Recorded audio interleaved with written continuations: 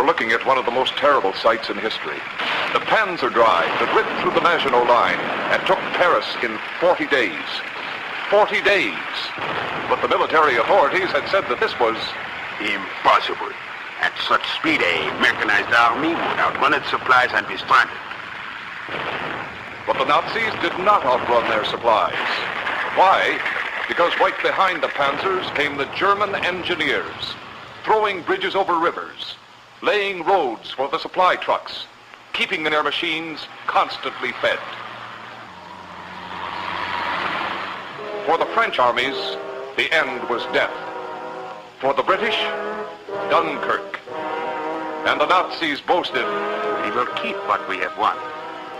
Our engineers will fortify this coast so that no nation will ever be able to land a mechanized army on Fortress Europa." But this time, the Nazis were mistaken.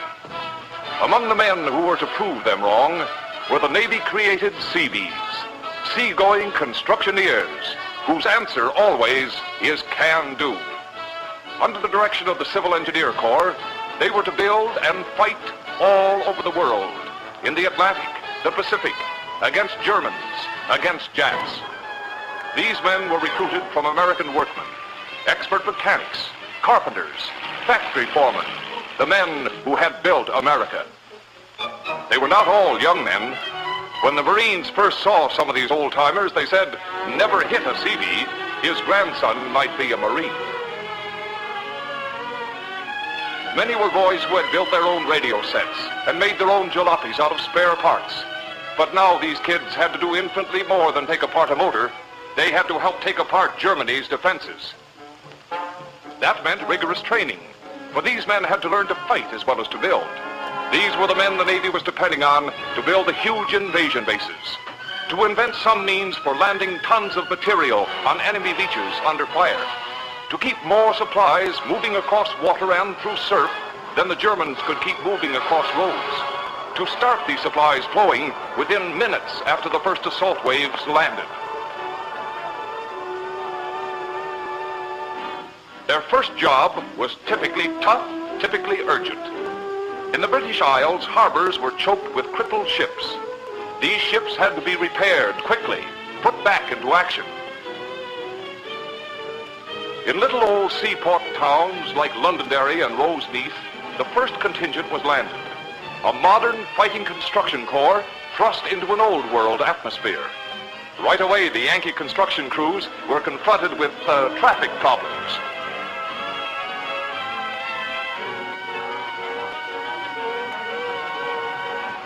But neither beef nor beefing could stop them.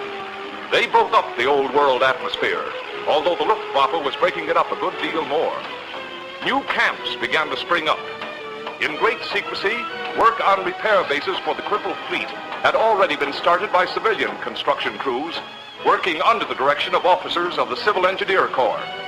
The newly arrived units threw all their energies to rush to completion the docks, warehouses, and machine shops at these bases. American factories were turning out machines on day and night schedules. Into these machines went the fuel denied American pleasure drivers.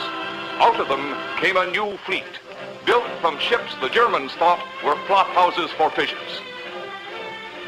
To refuel the 6 to 8 ships that were docking every day, men from Texas and Oklahoma threw miles of pipeline across swampy, rocky country. To store the oil, they constructed tank farms covering acres with large steel tanks. In America, such tanks were built by bolting the steel plates together. Here, some of the plates had to be welded, but there were some of the men who used to be welders. They taught the others. Then it was found each tank had to have a brick wall for protection against bomb fragments. 2 of the men turned out to be ex-bricklayers. They showed the others how it was done. In 7 months, more repair work was done than the old established yards had turned out during the entire First World War. Here is a typical base repair job. A destroyer on submarine patrol is caught by Stukas.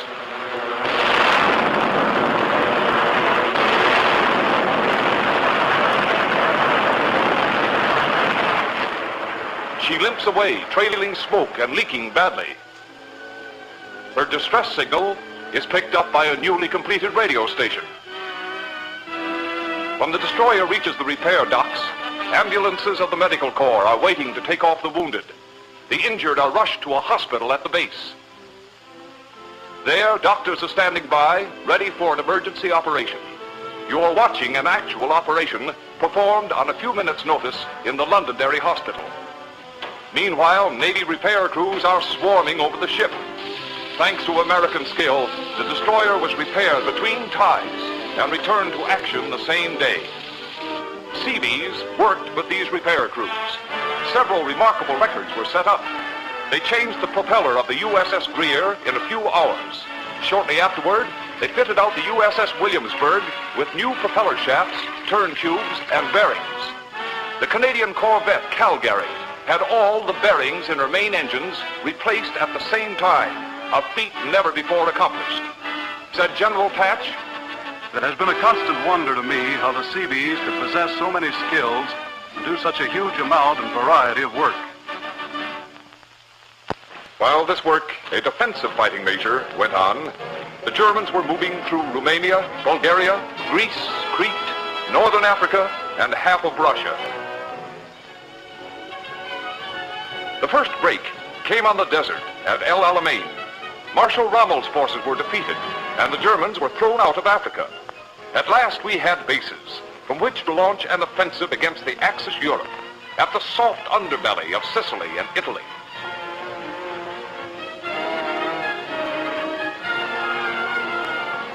Compared to the Atlantic Wall, this was indeed the soft underbelly. But powerful shore batteries protected the combined German and Italian armies. With the barriers were strong natural defenses. The worst of these were long, shelving beaches. The Axis counted heavily on these beaches. The Allies' landing craft will ground in the shallow water 100 yards from shore. Men perhaps can swim to the beach, but the enemy can't swim tanks, heavy trucks, or artillery. Our shore batteries can pick off their grounded landing craft like sitting ducks. These beaches are practically invincible. In London, the Allied Supreme Council met to consider the problem of the invincible beaches. They debated every way of unloading the LSTs rapidly. Unless the landing force could get tanks and artillery ashore quickly, the beachhead would be wiped out. It would be Dieppe and Dunkirk all over again. It was an extremely difficult problem, but the Navy's pontoon causeway development offered a possible solution. There was an officer in the Navy Civil Engineer Corps named Captain John N. Laycock, who, even before the war, had everybody in his office saving cigar boxes for him. And from a study of these boxes came one of the most important developments of the war.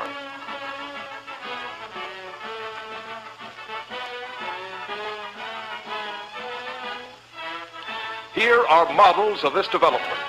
The Navy's pontoon, designed to stand a terrific strain. Fasten 50 of these boxes together, and you have a barge. Pile other boxes on the sides of the barge, and you have a floating dry dock. Secure 3 strings of them side by side, and you have a floating causeway that could bridge the distance from a stranded LST to the shore. The little model boxes worked perfectly, but how would the real boxes work under shell fire on enemy beaches? With a top-secret classification, steel boxes were built. The Seabees experimented with the boxes, found they worked.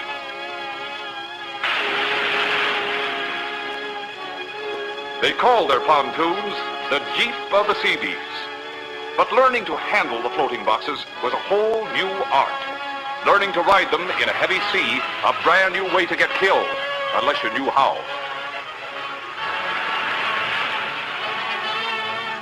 They had to find out the hard way. There was no book of directions. They weren't learning a new form of warfare. They were inventing it. Finally, the pontoon crews were given their orders. From bases in Scotland, they and the steel boxes were secretly embarked for North Africa. For the first time, these skilled workmen were to go under fire in the European area. They had boasted that they could protect what they built, well, they would get a chance to prove it. In Tunisia, they went ashore to prepare for the first invasion of Axis Europe. The boys who had driven jalopies down Main Street and beach wagons in Londonderry were a long, long way from home now. The British Isles had seemed a little old-fashioned, but at least the English had heard of the automobile. No wonder the Germans had seemed like supermen to the Tunisians. They just didn't know the Americans. In the port of Bizerte, a great invasion fleet was being assembled. Plans were going forward. Aerial reconnaissance reported that the enemy strength was being concentrated in northern Sicily. The southern coast was only lightly held. The German generals evidently believed that 500 feet of shallow water would stop an invasion as surely as a 500-foot wall. The brass hats decided to hit the southern beaches and trust to the Navy's pontoons. The men had a few weeks to complete their experiments. The original plan had been to tow the pontoons behind the LSTs, but the naval officers were afraid that this would slow down the landing craft too much. But as usual, changes were quickly made that would do the trick. A way was devised for hanging the pontoons from the sides of the LSTs. Next, the Army engineers objected that a pontoon long enough to reach the shore could not be kept rigid. In heavy surf, it would sway too much for trucks and tanks to be driven across it. This objection was solved by using two pontoons, slightly overlapping, one extending beyond the other like a slide rule. Thus, each pontoon reinforced the other. The day before the invasion of Sicily, the world had waited 3 years to see this fleet set sail, the fleet that was to strike the first blow at Axis Europe. It had taken weeks to build the earthen causeways over which hundreds of tanks and trucks were loaded on LSTs. Unloading in Sicily was to be done on the pontoons secured now on the sides of the LSTs. Everything was ready for the big show. At dawn, the fleet stood out to sea. This was it, one of the decisive undertakings of the war. A successful landing in Sicily would mean the virtual end of Mussolini's power. The German military authorities had assured Il Duce that a landing in Sicily was impossible. The Germans were right, as far as an ordinary invasion fleet was concerned. They just hadn't heard about the Navy's pontoons.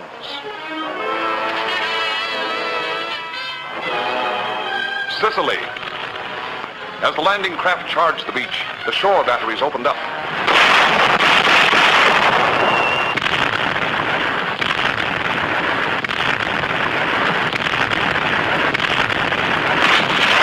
The German and Italian officers must have thought the Americans had gone crazy or had lost their sounding charts. As the landing craft came closer to the shoaling water, crews cast off all but 2 cables with trip hooks holding the pontoons. The water was shoaling fast. The LSTs dropped their ramps. Below decks, the order was given to start the tank engines. In the chart room, the soundings were checked off. In a few minutes, the ships would ground. Pontoons away!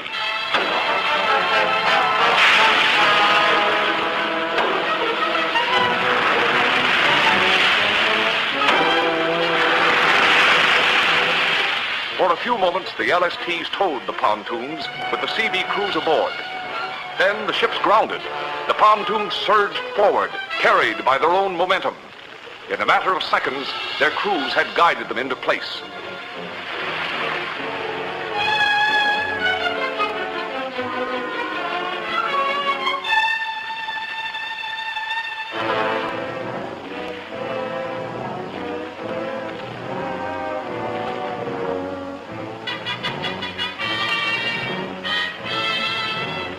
Before the astonished Germans and Italians could recover, waves of tanks, guns, and men were coming ashore across the pontoons. The impossible had been accomplished. The next strike was at Salerno, the first blow at the mainland of Europe. This time the Germans knew all about the pontoons and were ready to handle them. The Italian troops guarding the shallow water beaches at Salerno were reinforced by the crack 16th Panzers. Big guns had been installed on the cliffs. Stukas and Focke-Wulfs stood ready at the landing fields. All received the same orders. When the landing comes, get those verdammt Yankee pontoons.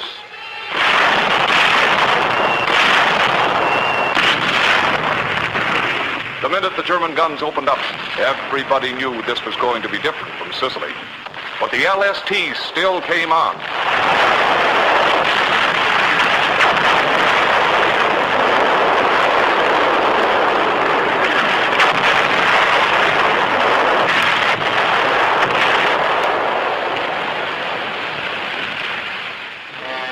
The first men had already hit the beach. Unless support could be gotten to them, they'd never leave it. The pontoons were launched. On the open rafts, the men were as exposed as frogs on a flat rock. Then the Stukas came down on them. The planes concentrated on the LSTs and the loaded causeways.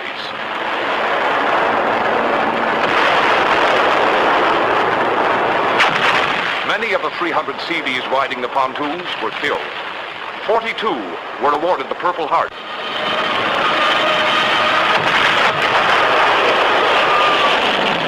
German bombs and shells wrecked some of the pontoons, but the steel boxes were all interchangeable, and new ones were substituted. The flow of trucks and tanks was never interrupted for more than a few minutes. A Seabee-operated bulldozer had the honor of being the first invasion vehicle to land in Europe. In spite of one of the worst bombardments in history, the Navy and Coast Guard brought in 190 LSTs. They were unloaded. The Germans fell back, and the Salerno beachhead had been taken. The whole world knew the next attack must come against the west coast of Europe, against the Atlantic Wall, one of the greatest engineering projects in history. The Germans had good reason to believe that we could never land a mechanized army against such defenses as these. That would mean landing more supplies here in 2 months without any docking facilities that were landed during the entire First World War with the use of all the Atlantic harbors. Yet, if these fortifications fell, Germany must fall. Plans for the invasion began in 1943 at the Quebec Conference. It was decided that at least 12,000 tons of supplies and 2,500 vehicles per day would have to be landed to support our attacking forces. This was more than all the French ports could have handled even in time of peace. For strategic reasons, the Bay of the Seine was selected for the landing. But the Bay of the Seine has a 21-foot tide. That meant any causeways usable at low tide would be underwater at high. There was also a stiff tidal current that would carry away any ordinary floating bridge. And also there were sandbanks that made shipping almost impossible. The German fortifications were particularly strong here. The conference did not attempt to solve these problems. They simply outlined the broad policy and left the details to the engineers. Immediately, preparations began to launch the invasion, one of the most gigantic operations ever undertaken by man. Enormous bases were built along the south coast of England: Exeter, Plymouth, Dartmouth, Falmouth, Forey, Salcombe, Teignmouth, and many others. But the bases were only incidental to the incredible engineering project underway. While the world waited, work went on in the utmost secrecy throughout the autumn of 43 and the spring of 44. Every day, flights of planes passed over the yards on their way to hammer the Atlantic Wall.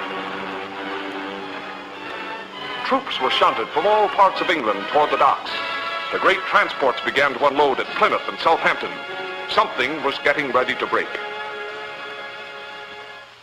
This program has been interrupted to bring you a news flash. London, the invasion of Europe has begun.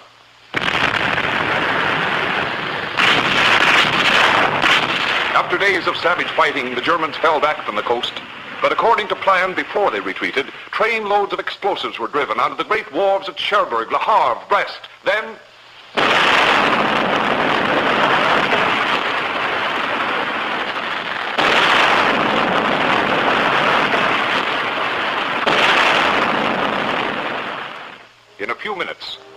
generation of French architects and engineers was wiped out.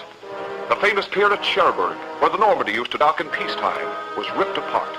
The wharves at Le Havre were turned into rubble. It would take months to repair the destruction, if it could ever be repaired. The Germans, thinking our invasion force had been cut off, counterattacked. In Berlin, Goebbels shouted this would be the greatest disaster in British and American history. The German reserves, held in readiness for months, were thrown in. They were told that the invasion force had been cut off from all supplies. Even building a breakwater to protect our cargo ships would take months. The Allies had anticipated the destruction of harbors. So in the months before D-Day, a great fleet had been assembled along the English coast, the strangest fleet that ever put to sea. Giant floating cement blocks, each literally as big as a house, stood ready in the harbors. These blocks, called phoenixes, were a British innovation. Each had its own specially trained Seabee towing crew. Every phoenix was divided into compartments equipped with sea valves, so it could be sunk in a few minutes. By sinking 20 or 40 of these blocks end to end, an enormous breakwater would be formed in a few hours. To protect the phoenixes from attack, each of the cement blocks had a 40-millimeter gun mounted on top, manned by an army crew. Once the phoenix was sunk, it instantly became not only a part of the breakwater, but also a fort. Towed by tugs, this incredible armada began to cross the channel the morning of D-Day. The towing crews stood by the tow lines constantly. A sudden plunge of the cement mountains could snap the towing cables like twine. No one but a seaman can realize the difficulty of towing these heavy, plunging concrete giants across the choppy channel. When the phoenixes reached the Normandy beach, there was a heavy sea running. The Navy tugs jockeyed their massive blocks into line. There was constant danger that the blocks would smash into each other. Dive bombers, shore batteries, and surf combined to make the operation interesting. As each phoenix was swung into position, its crew opened the sea valves.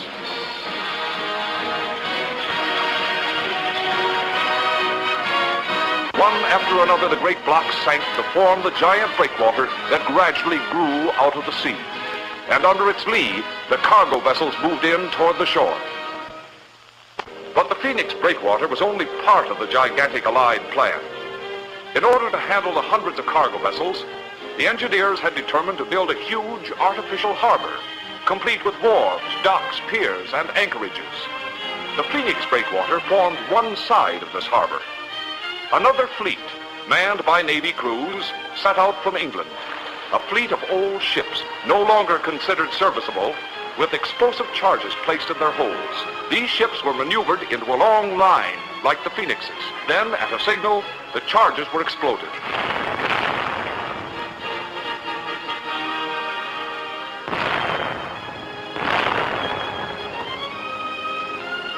The ships sank to form an additional breakwater. A wall of ships, enough vessels to form a small merchant fleet, sunk to provide protection for their comrades bringing in supplies. Among them was the HMS Centurion, veteran of the last war and victor at Jutland, now past her prime, but still able in her death to strike again at Germany. It took only 11 days to turn this beach into a complete harbor. Meantime, the LSTs were unloading over the Navy's pontoon causeways. Here, for the first time in combat landing, the pontoon causeways were sunk to provide a more stable landing stage over the vast distance from tide water to the beach. As the tide rose, the causeways were submerged at their outboard ends, but the exposed inboard sections could still be used. But this was a temporary expedient. The American and English engineers went right on working on more permanent docking facilities.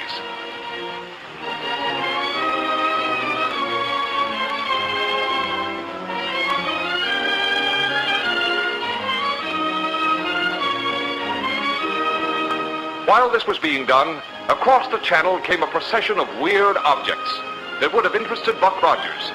These were the new Lobnitz pierheads, invented by the British, each manned by a Seabee towing crew. These pierheads were secured to the ends of the floating causeways. Then the 4 long legs at the corners of the pierhead were lowered until they struck bottom. These legs held the pierhead and the causeway steady, so the ships could be unloaded. To keep the pierhead from being covered at high tide, the platform was arranged so it could be lifted up and down on its legs. When the tide rose, the platform was raised with it. So no matter what the tides, the pierheads were able to operate 24 hours a day. The English, who weren't used to the Navy pontoons, preferred to use bridges mounted on floats, which they called whales. These whales were used to bridge the distance from Lobnitz Pierhead to shore.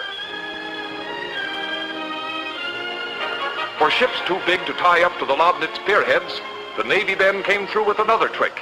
They put outboard motors on barges made of pontoons and ran them out to the ships. These self-propelled barges, called rhinos, were probably the most useful single invention in the whole operation. During the first days of the invasion, 85% of all vehicular traffic was landed by rhinos. In 2 or 3 trips, a rhino could unload an entire LST, regardless of tide, currents, or enemy gunfire. Having about as much draft as a flounder, the rhinos could run up on the beach and unload. Some were simply beached and used as a sort of a warehouse for men needing sudden supplies. Within a few days after the first men had come ashore, more equipment and supplies were being landed on the beachhead than had ever been landed anywhere at any time in history. No harbor in the world could have handled this amount of shipping.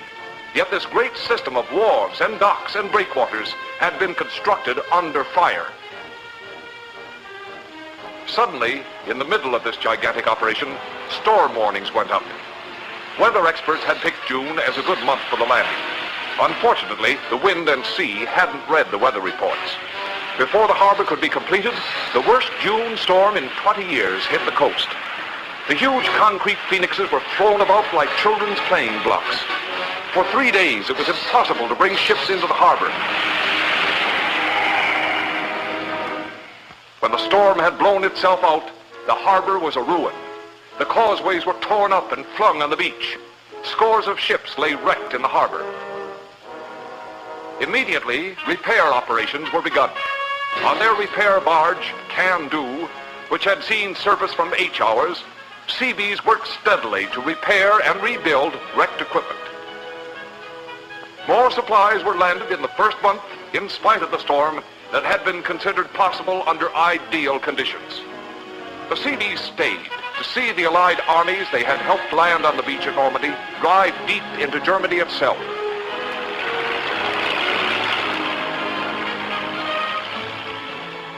They saw guns, trucks, ammunition, all the supplies needed to make victory certain flow onto the continent in an ever-growing stream. Across the beaches, the Germans said, would doom any invasion. Their part in building the road to Berlin was complete. And then, with the end of Hitler's fortress Europa assured, they moved on to join their mates in the Pacific.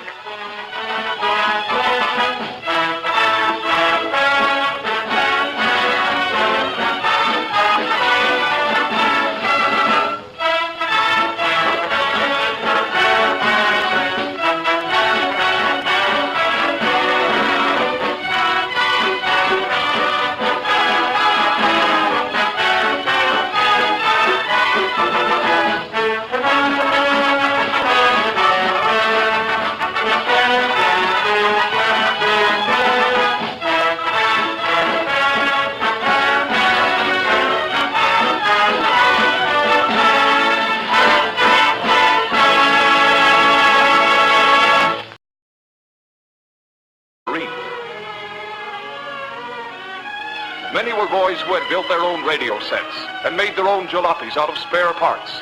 But now these kids had to do infinitely more than take apart a motor. They had to help take apart Germany's defenses. That meant rigorous training, for these men had to learn to fight as well as to build. These were the men the Navy was depending on to build the huge invasion bases, to invent some means for landing tons of material on enemy beaches under fire, to keep more supplies moving across water and through surf than the Germans could keep moving across roads, to start these supplies flowing within minutes after the first assault waves landed. Their first job was typically tough, typically urgent. In the British Isles, harbors were choked. Our engineers will fortify this coast so that no nation will ever be able to land a mechanized army on Portos Europa. But this time, the Nazis were mistaken. Among the men who were to prove them wrong were the Navy-created Seabees, seagoing constructioneers, whose answer always is can do. Under the direction of the Civil Engineer Corps, they were to build and fight all over the world, in the Atlantic, the Pacific, against Germans, against Japs. These men were recruited from American workmen, expert mechanics, carpenters, factory foremen, the men who had built America. They were not all young men. When the Marines first saw some of these old-timers, they said, never hit a Seabee, his grandson might be a Marine. The newly arrived units threw all their energies to rush to completion the docks, warehouses, and machine shops at these bases. American factories were turning out machines on day and night schedules. Into these machines went the fuel denied American pleasure drivers. Out of them came a new fleet, built from ships the Germans thought were flop houses for fishes. To refuel the 6 to 8 ships that were docking every day, men from Texas and Oklahoma threw miles of pipeline across swampy, rocky country. To store the oil, they constructed tank farms covering acres with large steel tanks. In America, such tanks were built by bolting the steel plates together. Here, some of the plates had to be welded, but there were some of the men who used to be welders. You are looking at one of the most terrible sights in history.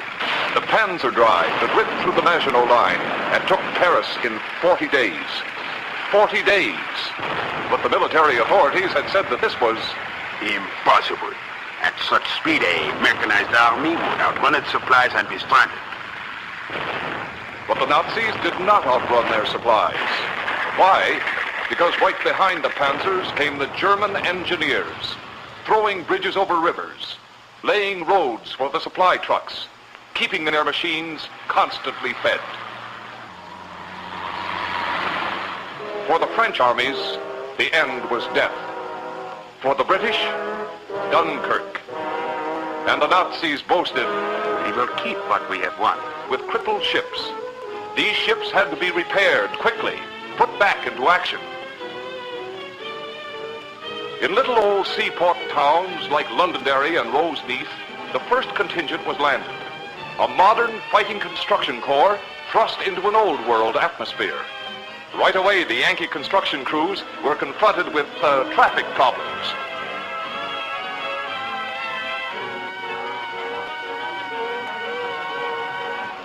But neither beef nor beating could stop them. They broke up the old world atmosphere, although the Luftwaffe was breaking it up a good deal more. New camps began to spring up. In great secrecy, work on repair bases for the crippled fleet had already been started by civilian construction crews working under the direction of officers of the Civil Engineer Corps.